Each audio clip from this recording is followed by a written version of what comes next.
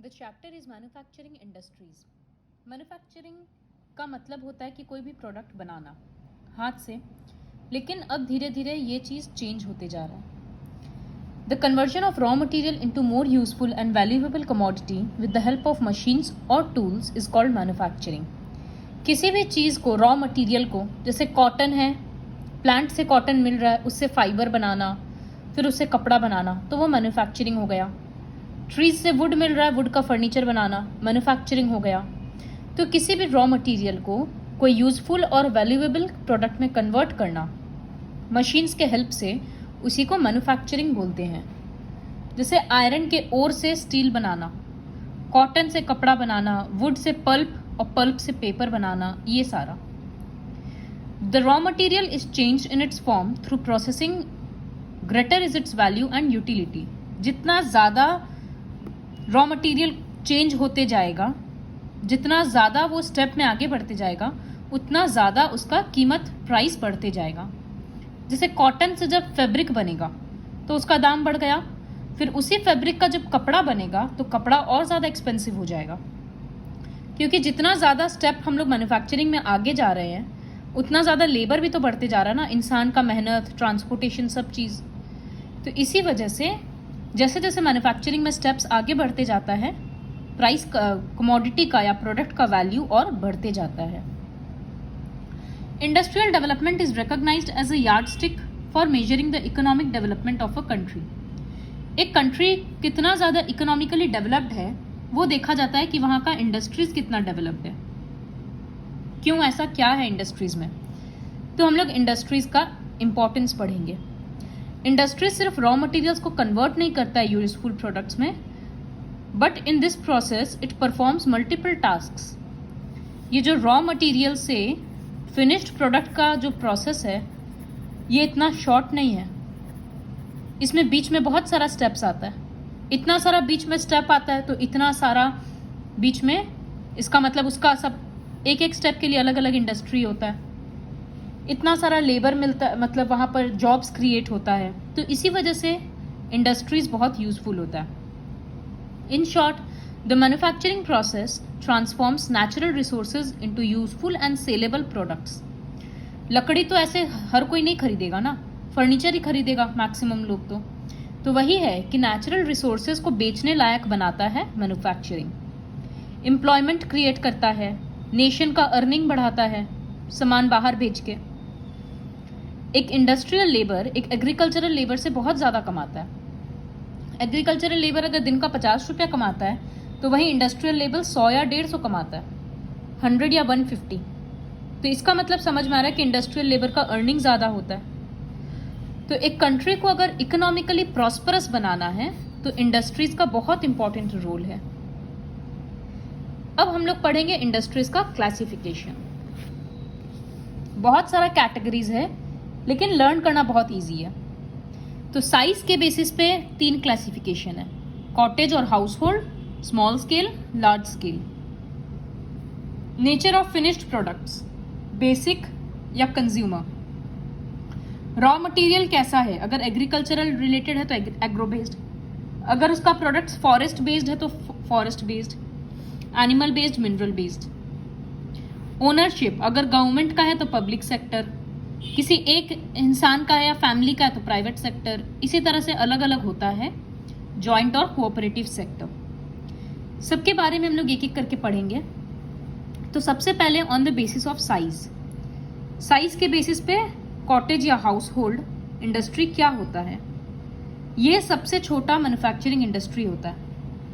Generally आसपास मिलता हुआ रॉ मटेरियल से घर के फैमिली मेंबर ही सामान बनाते हैं। जैसे पॉटर, ब्लैकस्मिथ, ये लोग थोड़ी ना किसी को हायर करता है या किसी को जॉब देता है, खुद काम करता है या अपने फैमिली मेंबर को इन्वॉल्व कर लेगा। तो पॉटर, ब्लैकस्मिथ, वीवर, ये सारा हो गया कॉटेज और हाउस होल्ड इंडस्ट्री। फिर स्मॉल स्केल इंडस्ट्री, मतलब थोड़ा सा बड़ा होगा, छोटा छोटा मशीन वगैरह चाहिए, ज़्यादा कैपिटल का इन्वेस्टमेंट, मतलब ज़्यादा रुपया का इन्वेस्टमेंट नहीं चाहिए, और कुछ ह्यूमन लेबर चाहिए, बहुत ज़्यादा बड़े लेवल पे नहीं होता है। जैसे पेपर का गुड्स वगैरह, toys, furniture, edible oil, leather products, 10-20 आदमी मिलकर भी ये सब का छोटा छोटा फैक्ट्री चला सकते हैं, 50 मैक्सिमम। लार्ज स्केल इंडस्ट्री मतलब ये सब में बहुत बड़ा बड़ा मशीन्स यूज होता है जो इलेक्ट्रिसिटी से चलता है, बहुत ज़्यादा रॉ मटेरियल्स चाहिए, करोड़ों का इन्वेस्टमेंट चाहिए होता है, एंड वर्क फोर्स मतलब बहुत ज़्यादा लेबर भी चाहिए। इस तरह का इंडस्ट्रीज का एग्जाम्पल है iron and steel, textile, heavy machines and tools, इस तरह से। तो ये हो गया साइज के बेसिस पे क्लासिफिकेशन। अब है on the basis of finished product. अगर कोई इंडस्ट्री रॉ मटेरियल को थोड़ा ही कन्वर्ट कर रहा है, जैसे आयरन एंड स्टील इंडस्ट्री एक बेसिक इंडस्ट्री है, क्योंकि यहाँ से जो भी आयरन और स्टील प्रोड्यूस होता है वो किसी दूसरे इंडस्ट्री के काम में लगाया जाता है।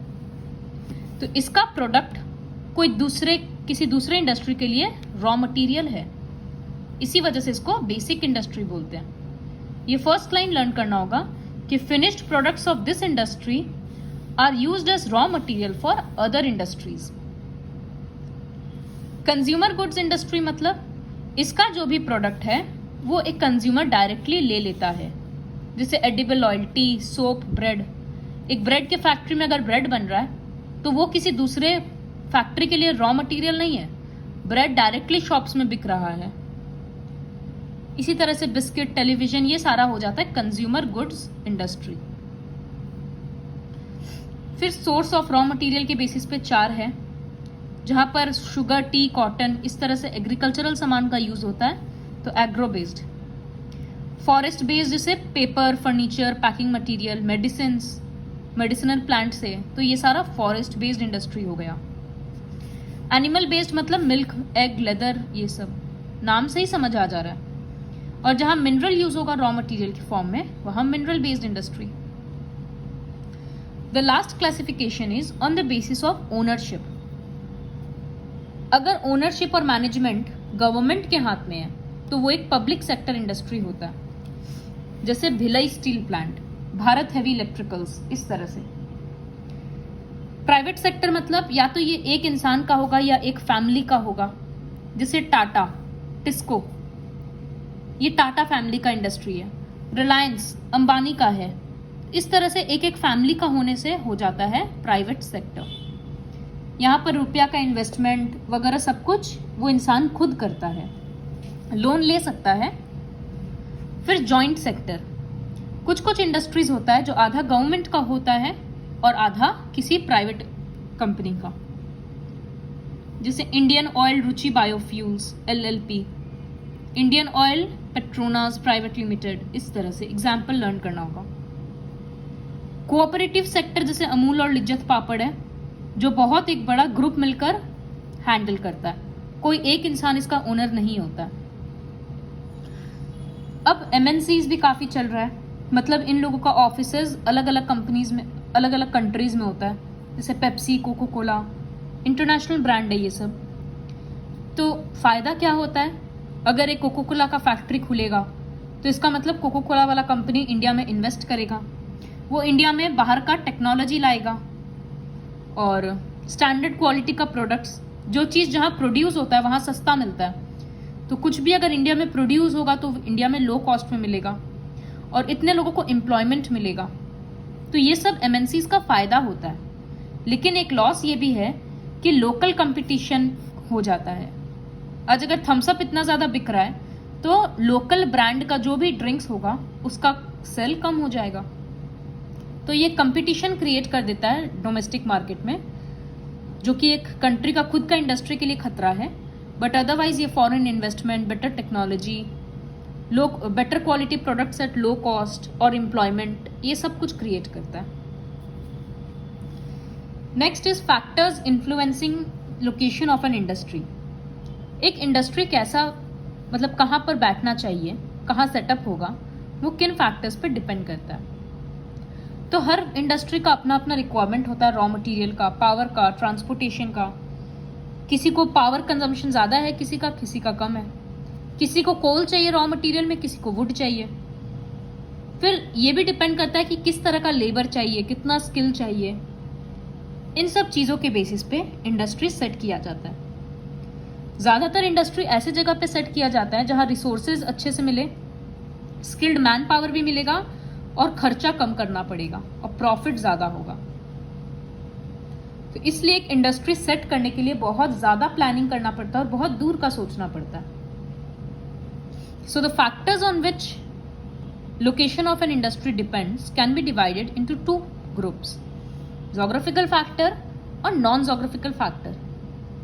तो जोग्राफिकल फैक्टर्स क्या होता है, जैसे land, climate, availability of raw material, means of power, market जाने आने में कितना, मतलब मार्केट से कितना क्लोज है वो जगह, जमीन कैसा है वहाँ का, मौसम कैसा रहता है, पानी का सोर्स अच्छा है कि नहीं, जैसे आसपास रिवर या कुछ है या नहीं, इन सब चीज़ों पर डिपेंड करता है।